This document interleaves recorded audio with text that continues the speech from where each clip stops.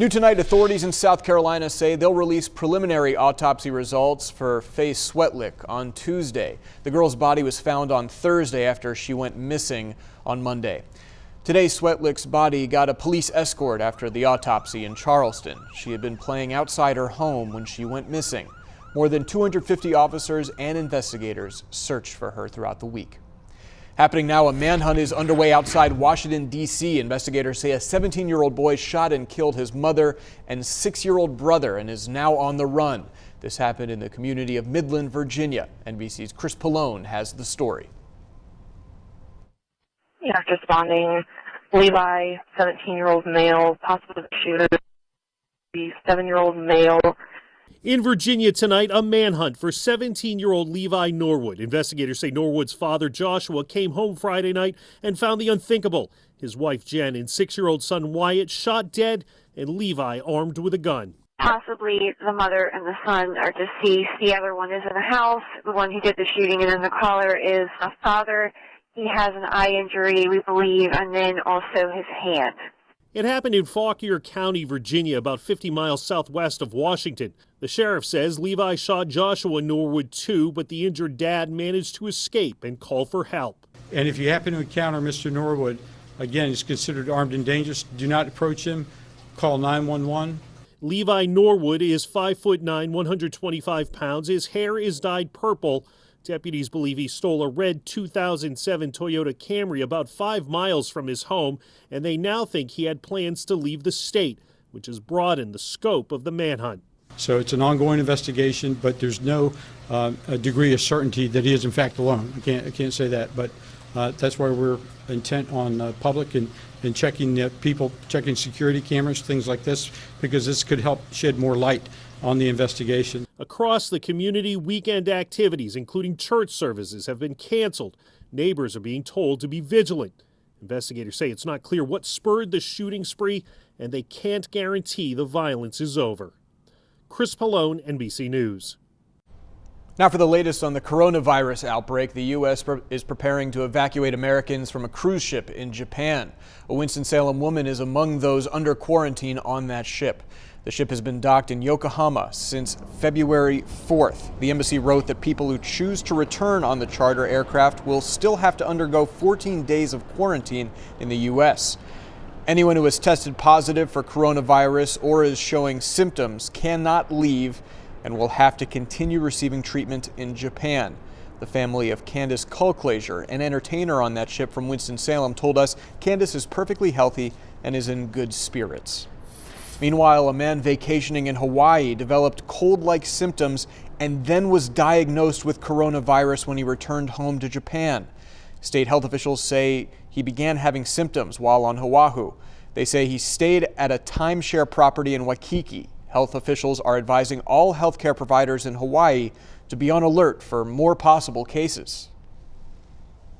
As we get more information about his specific itinerary or places that he visited, then we will examine that and identify any of those workers that might have been exposed. Our focus is who this person might have sat down with, had conversation with. Those are the kind of things that we're looking for. Health officials say the biggest unknown is how the man caught the virus since he had not been to China. They're fake images and videos that look so real it's hard to tell the difference. In 12 investigates why the government is concerned about deep fakes. And after 9 years with the Panthers, Ron Rivera has a yard sale. The good cause the money is going toward next.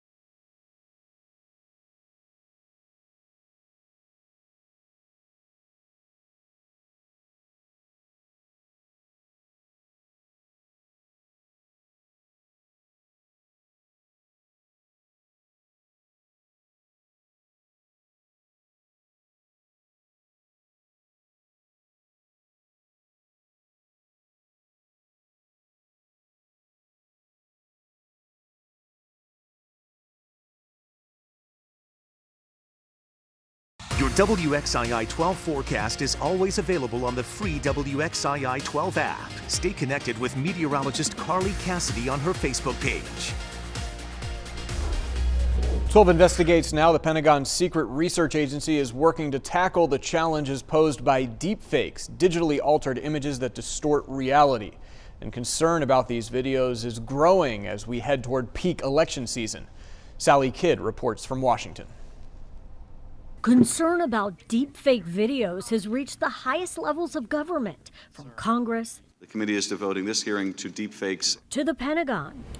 The military's top secret research division, DARPA, has tapped some of the best minds around the globe. We have automated algorithms that can look at this image to develop technologies that will quickly detect deeply altered images. There's going to be a sharp sort of discontinuity in the motion between those two frames. Deepfakes use artificial intelligence to change what you see and hear. So this video on the left-hand side is actually driving the mouth movements of this video here in the middle to produce this one on the far right-hand side. It looks and sounds real, but it's fake. One of the obvious challenges is just that the state of the art in terms of manipulating images or videos continues to advance relatively rapidly. The source code for creating fakes is now available online, though experts say creating a true deepfake isn't that easy, at least not yet. You need a higher-end computer and advanced skills. Big concern and the big push would be to have an automated detection, something that could be deployed on a social media platform or on a website. But researchers are in a race against the pace of technology.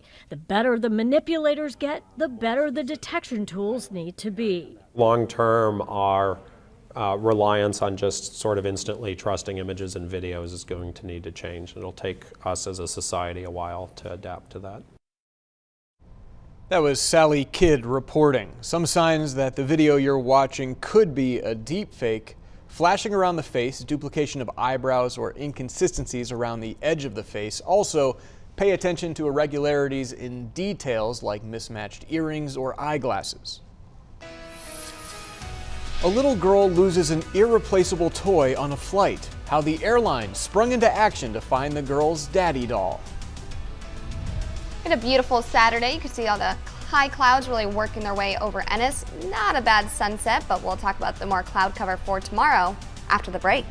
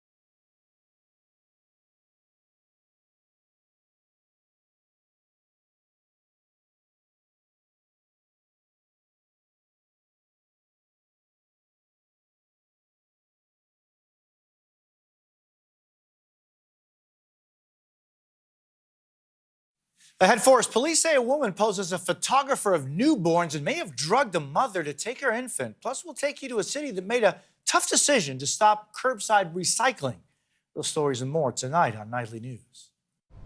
An airline comes to the rescue after a little girl loses her favorite toy on a flight. Sharon Johnson tells us why the doll was irreplaceable.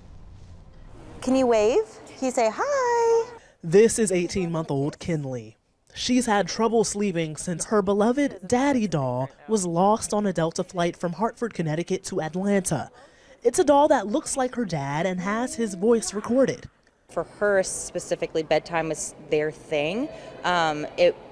It filled that void of not having Dada here. It's extra special because her dad is a Marine deployed overseas. Mom Ariel Britton says Kinley takes the Daddy doll everywhere. With communications not always being reliable, being able to hear his voice anytime is so special. Britton posted on Facebook the same day, alerting people to the lost doll. The post garnered thousands of replies and reactions within hours, including attention from Delta. From cleaners to flight attendants to our headquarters, people in constant contact with each other to find out where the doll was, where it was going. Who's that? Sweet girl. The airline personally united Kinley with her Daddy doll today, along with cookies and other goodies. The family FaceTiming with real dad moments after the reunion. Can you give Daddy a kiss? Say I love you. He wasn't here for Christmas and all of these things, and so having something to represent that she knows that he's with us. What a wonderful outcome. That was Sharon Johnson reporting. The company that makes the Daddy doll provides comfort items to families that can't be together for whatever reason. We'll take a look at this. Surfers took to the water in Portugal today to tackle some of the biggest waves in the world in spectacular fashion. Earlier this week, the world's top big wave surfers tackled the legendary waves of Nazaré in the World's Surf League's first team-oriented big wave tow-in competition in the history of the organization, which for the first time included female surfers in the event. Former Carolina Panthers head coach Ron Rivera and his family are having a yard sale before moving to Washington. After 9 years with the Panthers, Rivera has a lot of gear to unload and said he's cleaning out his closet for a good cause. The Charlotte Observer reports Rivera hosted a yard sale at the Humane Society of Charlotte to benefit the We Are Family Capital campaign. Rivera was known for wearing unique Panthers gear during his time in Carolina. Clothing and memorabilia will be for sale at the Humane Society. And it is nice out there for people to have yard sales or do whatever they want to do. I mean, it's a little cold, but still pretty nice compared to all that rain we saw. Oh, absolutely. I say you saw the blue skies from those pictures, but people still had the hats on and some gloves, some extra layers because it was chilly. The sunshine's awfully nice, but temperatures still stayed a little bit on the cool side. Not too bad, and I don't think really too many complaints for how the weather was, though, for your Saturday. Hit 42 in Winston-Salem, Greensboro, Danville, 46 in Burlington, and stayed to the upper 30s in Galax at 37. Temperatures have already dropped off for a good portion, even 35 now in Reedsville, 38 in Danville, Martinsville at 36, and 37 in North Wilkesboro. Temperatures continue to drop quickly for tonight. Of course, once that sun does set, lose some of that actual heating, and we will continue to really get down towards the 20s and the low 30s for a good portion. So not as cold as I woke up to this morning, but still a cold night overall. We will see a little bit more of that cloud cover increase, just like what we saw during the day today. It was those high clouds really streaming overhead. That's what you can see here on our satellite and radar. No activity once again, and that also stays in place for tomorrow as we go into your Sunday. But overnight tonight into your Sunday morning, you can see more of those clouds really passing on by and also increasing. Temperatures for tomorrow morning, maybe headed out to church, to breakfast, any plans, mid-30s, so grab the extra layers once again. And then for the afternoon, it is a bit more mild, also more seasonable, so not nearly as cool. Back towards the low to mid-50s across the area. Still sunshine, but more clouds mixed in as we go throughout the day. Even those clouds do come back on the thicker side as we go throughout your Sunday night. You may have seen a little bit of some rain down to the south and then well off towards the north. There is a slim rain chance around us, not for us as we go throughout your Sunday. So for tomorrow, for the Triad, another great day for your weekend. Start in the morning in the 30s, 54 for the afternoon. South wind around 5 to 10. then just add in some of those clouds.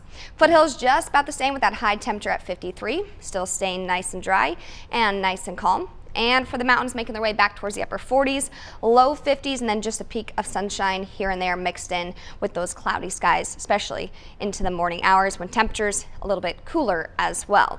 Now for your Sunday, really into your Monday, here's that rain down to the south and the east of us staying dry once again, even into your Monday. Start with some clouds and continue with that mix of sun and clouds as we get going throughout the day Monday as well. Temperatures still staying pretty mild. As we go into Tuesday, here's where we start to bring in that rain chance. Light and really not too much activity just yet for your morning, making its way here, especially down from the south off towards the west. That starts to fill in by the afternoon, into the evening, and then really into your Tuesday night. But if you notice here, that heavier activity is looking to stay down to the south and out towards the east of us for now, and really hopefully so, because we do not need any more rain. Still could use a few more days to really kind of dry things out. This continues to push on through here as we go into your Wednesday. Wednesday, we still have some activity around us, so we do keep that rain chance about 30%, and then also still have that rain chance for your Thursday. Right now though, only about 20%. With that system on your Tuesday, temperatures are pretty mild once again into your Wednesday, then a bit more chilly Thursday, Friday, and Saturday. Jam-packed Saturday for college hoops. We'll check in with Wake Forest as the Deacs visit Miami. Plus, the Xfinity Series kicks off. Daytona 500 action will bring you all the fun stuff coming up next.